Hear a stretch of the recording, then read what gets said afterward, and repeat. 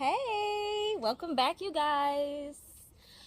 Welcome back to How Karaoke Healed My Creative Spirit, part 6, right? Part 6. So, we're going to be getting into week 4 of Big Shots Idol. Big Shots Idol, if you are joining me in the middle of the series, Big Shots Idol is a karaoke competition that takes shots at It's a karaoke competition that takes place at Big Shots in Woodbridge, New Jersey. It's a bar and restaurant. It's really fun. Every Thursday, it's karaoke Thursdays. DJ Jesse Lee, tell a friend, tell a friend. Okay, so part 6, week 4 of Big Shots Idol. This week was Billboard Hot 100, and I did Billboard Hot 100, and I did Promise by Ciara. Okay, so, and I had so much fun with this song. So the reason why I chose this song was because obviously you have to choose a song that fits your voice. You have to choose a song that you can sing. I love Ciara. Ciara is definitely one of my inspirations. So I chose to do Promise, and I really, really wanted to do the mic trick.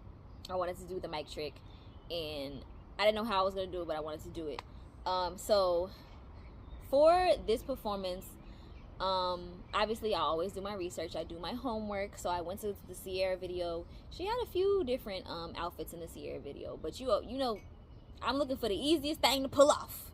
Okay, she had on a like kind of a sheer white top with like a little sleeve. She had a little sleeve going on with some skinny jeans and stuff, and some red pumps on. She looks so good. I love Ciara.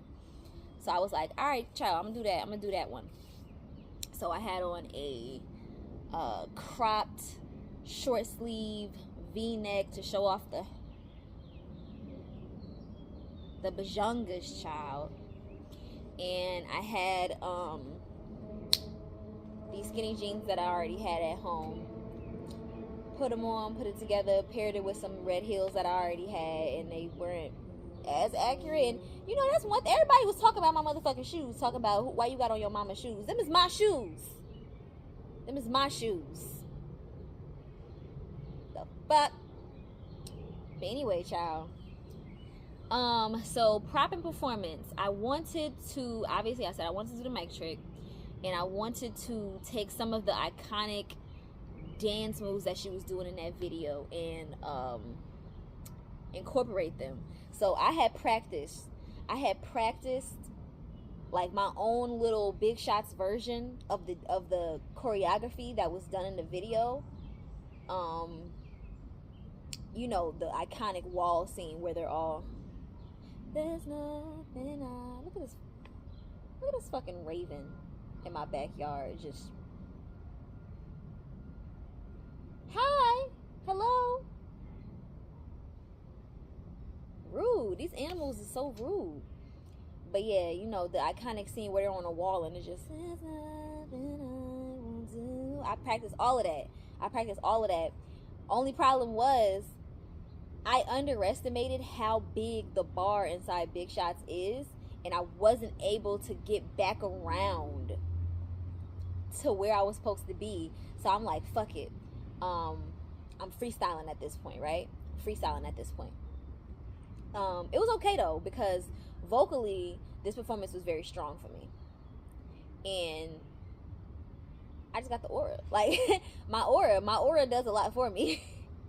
And I did create a replica of the mic stand that she had in the video. They had a mic stand there, but I didn't want to risk, because I did research on how magicians make things float, and I didn't want to use that mic stand and it ends up being like too heavy for the invisible thread, and I end up dropping it and breaking it, and just, you know, the gag basically just falls flat and it becomes embarrassing. So I was like, fuck it, I'm gonna make my own mic stand out of lightweight material to ensure that I get this trick off. And that's what I did, child. So this is the mic stand. Hold up, let me. This is the mic stand. You feel me? Let me bring the chair back. So basically what it is, I went to Michael's and I got what's the name? a semicircle, a semi-sphere, I guess. I got a semi-sphere and a styrofoam semi-sphere. And I painted it black, dug a hole inside of it. This is a dowel that I got from, I think I got this from Michael's as well. I dug a hole inside of it. I traced the circumference of the dowel, and then I dug a hole inside of it, and it was a little wobbly, so I stuffed cardboard in there, and then I just packed it all with glue, and I waited for it to dry. And when it dried exactly how I needed it to do. I needed to protect the bottom, so I took the semicircle and I traced it on cardboard, and then I cut the circle of the cardboard out and I glued it to the bottom. And that helped to protect the bottom of it, protect the integrity of the prop. And after everything was together, child, I just painted it all black, and then I put one of my butterfly claw clips on top of it, and I was like, boom, mic stand. Now this butterfly claw clip, this was the key to the trick. That and the invisible threads. Actually still has some invisible thread on top of it.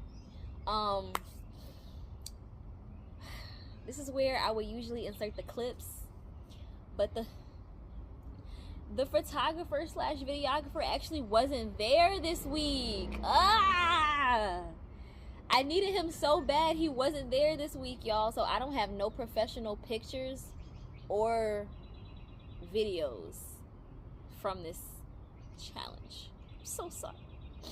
I have failed you. Oh, but my friends were there, and they did end up getting some footage. So I'm gonna just insert that, child, and then I think I actually might insert one of the videos that I made breaking down how I was able to do the mic trick. That's the best I could do for y'all. I'm sorry. I'm so sorry. I'm gonna try to capture this for like reference, right? So I'm performing, you know, what you want, and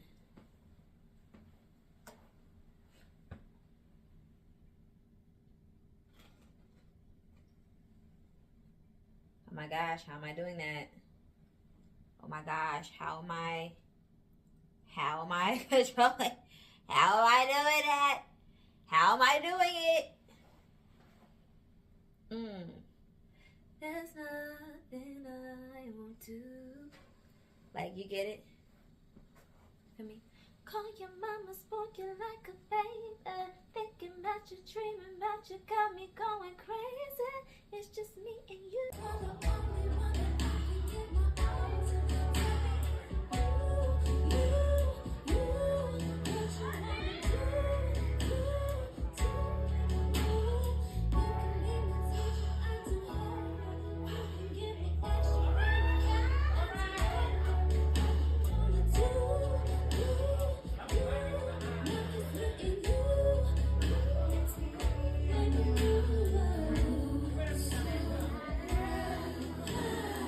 So, this performance went over so well. This is one of my favorite performances of the entire competition. This performance went over so well. Who gave me my critiques this week? It was Ciara, because Ciara hadn't said much to me in the competition thus far. So Ciara wanted to give me my critiques. So she was happy with the song choice. She was happy with the ensemble. She recognized the outfit from the video. She was happy. And I had it down to the jewelry. I had the necklace. I had everything. She really was impressed with the mic stand trick. She was like, "Girl, how did you do that?" And I was like, "Magic, black girl magic, girl." You know, truth is, I didn't want to say it in the building because I didn't want biters. I didn't want people to bite. Don't bite. Y'all niggas love to steal. Yeah, and she was really impressed. And this was a really good performance. The performance went over so well that I actually got to skip week 5 and go straight to week 6. So that was the incentive for week 4's performance. You get to skip week 5 and go straight to week 6. That was the incentive. There was only 4 people who got to do it. I was one of the people. So grateful. Mwah. But oh my gosh. This competition was so freaking fun. So about week 5, I told you guys that the Ciara Promise performance was so good that I got to skip week 5 and go straight to week 6. But that doesn't mean nothing happened on week 5. Everybody who didn't get to skip week 5 still had to give a performance. So the theme for week 5 was Mystery Week. And the mystery was they were throwing new people into the competition in the middle of the competition. And when I found this out, I was like, oh, okay. I was low-key I was like, child.